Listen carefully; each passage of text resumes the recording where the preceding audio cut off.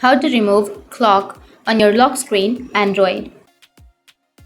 So if you want to remove clock on your lock screen Android, then first you need to open up your settings. Once you open up your settings, now you just need to simply scroll down and you can go with the lock screen and wallpaper. Under that, here you will have the lock screen option, right? So you just need to simply go with lock screen settings, and here you will have an option of custom lock screen. Tap on it, and this is the custom lock screen, right? So you can simply tap on that clock and you may have a remove option. But if you don't have remove, then what you need to do is just go back, go with your lock screen style, and you can choose other style if you have 2 or 3 styles where you don't have your clock. But if you don't have that style, then you can just go with lock screen poster.